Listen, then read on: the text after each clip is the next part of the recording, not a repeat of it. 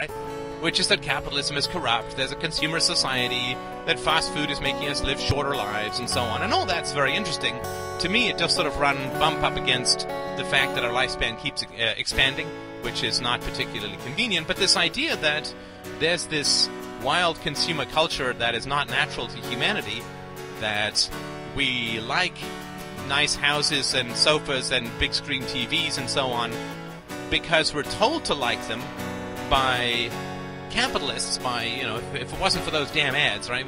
We buy the TV to watch the ads which tell us to buy the TV, right? I don't mind the logical problem with that so much as if you are really interested in, as we talked about this before, but if you are really interested in the inculcation of false needs and beliefs, well, that's fine. I mean, that to me seems like a very noble and forthright and valuable service to provide to humanity, is to oppose the propaganda that human beings receive on such a regular basis. I think that's wonderful.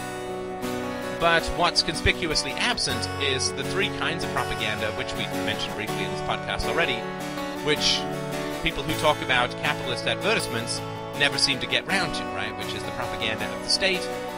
What's more important, a couple of ads on TV or 14 years of the indoctrination of children in public schools, or the indoctrination that occurs in terms of religion, where you're damned to go to hell if you don't believe in this or that God, and if you don't pay the money to the priest, and if you don't do X, Y, and Z, then you are damned to hell and all things are bad will occur to you.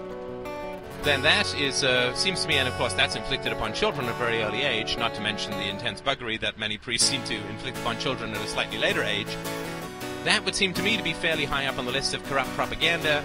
And, of course, the final propaganda, oh, your family has value, regardless of how they treat you, regardless of what they do, regardless of how good or bad they are to you.